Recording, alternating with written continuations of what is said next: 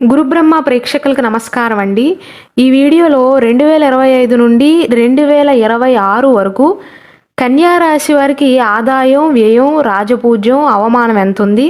మీకు ఈ సంవత్సరంలో జరగబోయే పాజిటివ్ సంఘటనలు ఏంటి, నెగిటివ్ సంఘటనలు ఏంటో క్లియర్గా వివరిస్తాను. శ్రీ దుర్గాదేవి జ్యోతిష్యాలయం. మీరు ఇప్పుడు వరకు ఎక్కడెక్కడో జ్యోతిష్యం చెప్పించుకుని నిరాశ చెంది ఉన్నారా? అయితే ఒక్కసారి గురువు గారికి ఫోన్ కాల్ చేసి చూడండి. ప్రేమ, పెళ్లి, ఉద్యోగం, రాజకీయం, విదేశీ ప్రయాణం, ధనం నిలకడగా లేకపోవటం, భార్యాభర్తల మధ్య గొడవలు, ఆస్తి తగాదాలు, అప్పుల బాధలు, స్త్రీ పురుషుల ఎలాంటి గుప్త సమస్యలకైనా, ఎటువంటి సమస్యలకైనా ఒక్క రోజులోనే పరిష్కారం చూపుతారు. వీరు ఫోన్ నంబర్ 9542637206. ఇంట్రెస్ట్ ఉన్న వాళ్ళు ఎవరైనా ఏ టైంలోనైనా వీరికి కాల్ చేయవచ్చు. కన్యా రాశి వారికి గతం కంటే ఆదాయం చాలా రెట్లు మెరుగుదలను సూచిస్తుందండి. 2025లో ఆదాయం 14, వ్యయం కేవలం 2 మాత్రమే. బాగా సంపాదిస్తారు. రాజపూజ్యం 6, అవమానం కూడా 6. కన్యా రాశి వారికి ఇవి మాత్రం బ్రహ్మాండంగా ఉన్నాయని చెప్పవచ్చు. చాలా చాలా అనుకూలమైనటువంటి ఫలితాలైతే గోచరిస్తున్నాయి. ఈ 2025 సంవత్సరంలో 6వ ఇంట్లో శని భగవానుడు, 9వ ఇంట్లో బృహస్పతి ఉండటం వల్ల ఉద్యోగపరంగా కావచ్చు, వ్యాపార పరంగా కావచ్చు, పర్సనల్ విషయంలో కావచ్చు చాలా అనుకూలమైనటువంటి ఫలితాలు అయితే గోచరిస్తున్నాయి. 6వ ఇంట్లో శని ఉన్నాడు. పాపగ్రహాలు 6వ ఇంట్లో ఉంటే మంచి చేస్తాయండి. శారీరక ఆరోగ్యం కూడా మెరుగుపడుతుంది. డయాబెటీస్తో కానీ, బీపీతో కానీ, థైరాయిడ్తో కానీ, పీసీఓడితో కానీ, ఇలాంటి దీర్ఘకాలిక అనారోగ్య సమస్యలతో బాధపడుతున్న వారికి ఖచ్చితంగా ఉపశమనం అనేది లభిస్తుందండి. అలాగే మానసిక సమస్యలను కూడా అధిగమిస్తారు. కేవలం శారీరకంగా ఆరోగ్యంగా ఉండటం మాత్రమే కాదండి, మానసికంగా కూడా ఉత్సాహంగా ఉంటారు. మీ ప్రియమైన వారితో సత్సంబంధాలు అనేవి వృద్ధి చెందుతాయి. వృత్తిపరంగా ఆర్థిక పరిస్థితి కూడా చాలా సంతృప్తికరంగా ఉంటుంది. మీకు సంతోషాన్ని కలిగిస్తుంది. ఒకవేళ మీరు వ్యాపారం చేయటం కానీ, లేదా వ్యాపారాన్ని ప్రారంభిద్దాం అనుకోవటం కానీ, వ్యాపారంలో పెట్టుబడులు పెడదాం అనుకుంటున్నా సరే లాభదాయకంగానే ఉంటుంది. సమాజంలో శక్తివంతమైనటువంటి స్థానానికి చేరుకుంటారు, అంటే పేరు తెచ్చుకుంటారు. అయితే 2025 మార్చ్ 28వ తారీఖున శని భగవానుడు 6వ ఇంటిని విడిచిపెట్టి 7వ ఇంట్లోకి వెళ్తాడండి. 7వ ఇల్లు అనేది వివాహ జీవితానికి సంబంధించినది జ్యోతిష శాస్త్రం ప్రకారం. కాబట్టి వివాహ జీవితంలో ఆలస్యాలను అయితే ఎదుర్కొంటారండి. ముఖ్యంగా ఎవరైతే వివాహ ప్రయత్నాలు చేస్తున్నారో, కన్యారాశిలో జన్మించి ఇంకా వివాహం కాక వివాహ ప్రయత్నాలు చేస్తున్నారో కొన్ని ఆటంకాలను అయితే ఎదుర్కొంటారు. మీకు ఇంకా పెళ్లి కానట్లయితే గట్టిగా మీరు 2025 మార్చ్ 28వ తారీఖు లోపు ఎక్కువగా ప్రయత్నాలు చేయండి. ఆ తర్వాత కొద్దిగా డిలే అనేది ఉంటుందండి. ఎవరైతే జాయింట్ వ్యాపారాలు చేస్తున్నారో వ్యాపార భాగస్వాములతో కొన్ని సమస్యలను ఎదుర్కొనే అవకాశాలు ఉంటాయి. కాబట్టి కన్యారాశి వారు మే 15వ తారీఖు తర్వాత నుండి లక్ష్మీదేవిని పూజించటం వల్ల మానసిక ప్రశాంతత, సంతోషం అనేది కలుగుతుందండి. ఆదాయపరంగా అయితే మీకు ప్రాబ్లమే లేదండి, ఆదాయం ఉంటుంది.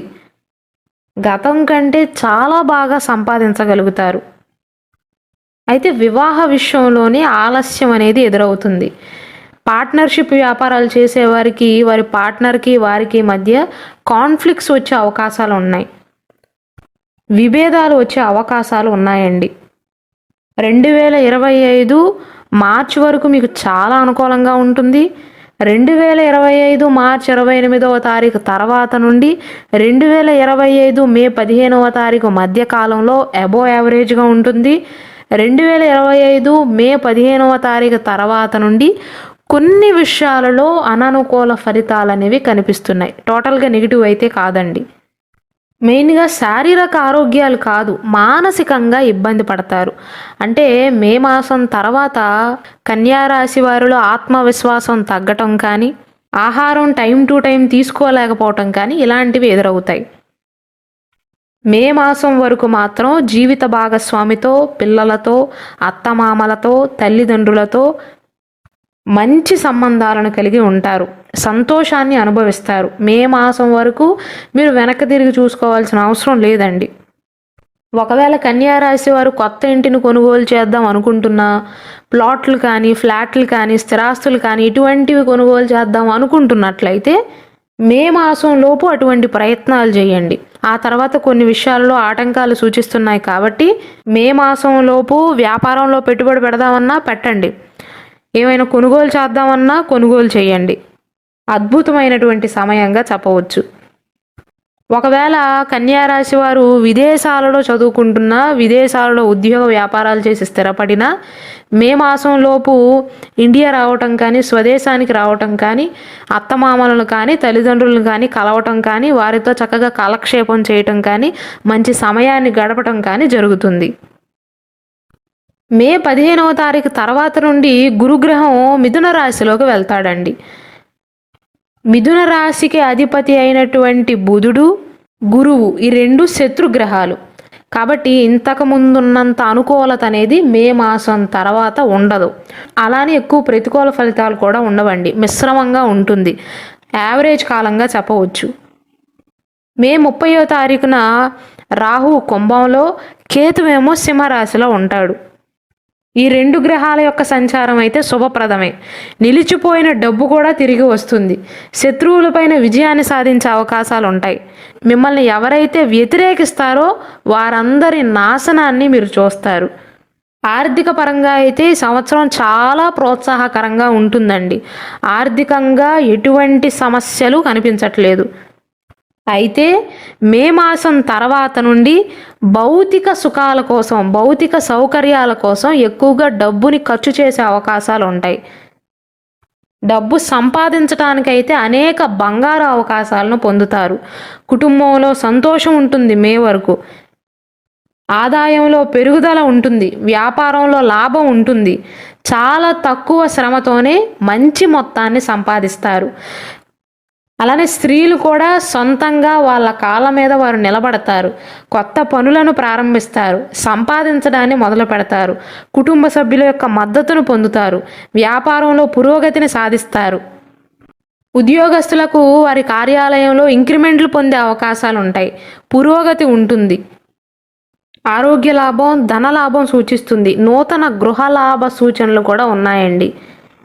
ముఖ్యంగా ఎవరికి అనుకూలంగా ఉంటుందంటే న్యాయవాద వృత్తుల్లో ఎవరైతే పనిచేస్తున్నారో, ప్రభుత్వ రంగంలో ఎవరైతే పనిచేస్తున్నారో వారికి చాలా బాగుంటుంది. ప్రమోషన్లు వచ్చే అవకాశాలు ఉంటాయి, లేదా వారు కోరుకున్న చోటకు బదిలీలు అయ్యే అవకాశాలు ఉంటాయి. విద్యార్థులకు మంచి మంచి యూనివర్సిటీల్లో కానీ, కాలేజీల్లో కానీ ప్రవేశాన్ని సంపాదించే అవకాశాలు ఉంటాయి. విదేశీయానం చేసే అవకాశాలు ఉంటాయి. విదేశాల్లో చదువుకునే వారికి ఉద్యోగ అవకాశాలు అనేవి లభిస్తాయండి. వ్యాపారులకైతే లాభదాయక కాలం. పెళ్లి కాని వారు ఎవరైతే ఉన్నారో వారికి మార్చి మాసం లోపు బాగా అనుకూలంగా ఉంటుందండి. సంతానం లేని వారికి సంతాన యోగ సూచనలు ఉన్నాయి మే మాసం లోపు. అయితే తీసుకోవాల్సిన జాగ్రత్తలు ఏమంటే 2025 మే మాసం తర్వాత నుండి 15వ తారీఖు తర్వాత నుండి ఖర్చులు చేయవద్దండి. లగ్జరీ లైఫ్ పైన మీ మనసు మళ్ళీ అవకాశాలు ఉంటాయి. బాగా సంపాదిస్తారు, బాగా కష్టపడతారు, ఎక్కువగా ఖర్చులు కూడా చేసే అవకాశాలు ఉంటాయి. మే మాసం తర్వాత కొద్దిగా ఖర్చులు అనేవి పెరుగుతాయని చెప్పటం కంటే కూడా మీరే ఖర్చు చేస్తారు అని చెప్పవచ్చు.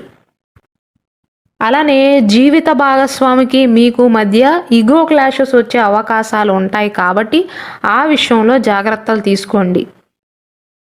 ఏ డేట్ నుండి ఏ డేట్ వరకు అనుకూలం, ఏ డేట్ నుండి ఏ డేట్ వరకు ప్రతికూలమో చాలా క్లియర్గా వివరిస్తూ నేను ఇంతకుముందే ఒక డీటెయిల్డ్ వీడియో చేశానండి 2025 సంవత్సరం గురించి.